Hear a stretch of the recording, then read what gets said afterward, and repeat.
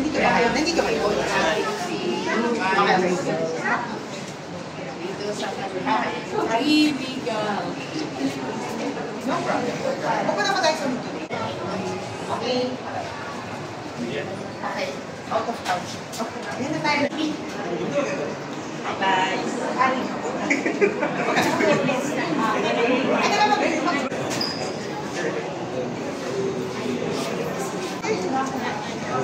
Ayan, at may ribbon cutting po ang ating Vice Mayor dito sa may City Hall. At ito po ay free legal aid para sa mga Manileño.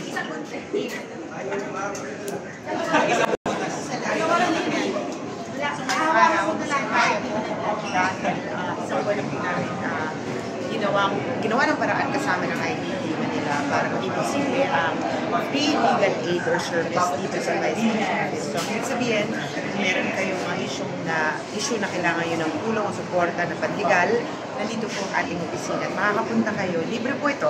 Ito po ay handog sa inyo ng Vice Mayor's Office, and of course, ang ating mahal na Yorme, and ang ating mga kasama sa IDP. Sama kayo sa ulo. Anong gagawin? Paano paharap? Paano ba? Paano ba? Paano kayo pagkasta? First time ko magkakaroon mo. Dapat baliktad tayo. Dapat sa loob. Kasi hindi ko makita. Good morning guys, Kunyans! Dito po tayo sa Office of the Vice Mayor, no? Cutting ribbon. Parang ako sa gubat. Ito na lang Vice natin. Office of the Vice Mayor, yan si Vice Mayor. Ayan. Ginawa namin ito ng one. Bulaklak ng Maynila. Sino yung kita dyan? Attorney Max, mama kayo dito. Dito. Dali pilang tayo. 1, 2, 3. Sino yung kakasal? Ayaw magpakasal ba? Ayaw nyo dyan, wag-wag. Ang Pilipino. Sige po. So, pasok tayo mga Kaisconians. Free legal aid. Kaya mo mga Kaisconians. Wow. Meron din po mga... Pwedeng gamitin ito. Siyempre. At tignan nyo naman Kaisconians pang Miss Universe. So dito sa office na to, dati kasi butika to, pero I realized, lalagyan natin ng siksik liquid na gamot, vitamina at bakuna na sa mga health centers at mga ospital dahil yan po ang prioridad ng ating alkalde. And nagde-dispense pa rin naman ako sa office ko, but I realized itong kwartong ko maganda dahil pwede natin ipagamit sa mga tumutulong sa atin mula sa IBP Manila na siyang magbibigay ng free legal aid services sa mga Manileño. Kasi na-notice ko dito sa aking opisina may pumupunta na may problema at medyo mahal para humingi ng tulong na panlegal. Pero dito sa office natin, libre to. Ito ang tulong. At okay, ang national government sa inyo. Pero sana, huwag kayo magpahasol.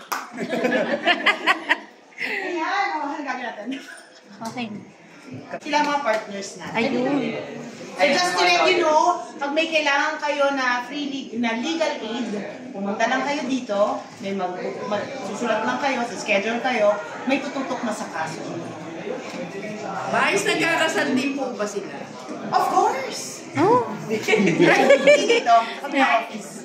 Ang nagkakasal sa akin si Red Nose. Siya yung nagkakasal kay Daddy noong time na mayor si Daddy. So nasa akin siya. Pero doon yun sa opisina. Okay. Ba't kakasal ka? Vice kami nito. Kakasal ka? Ako nina. Thank you. Ang gagawin natin. Attorney Thank you, Max. guys. Thank you, ha.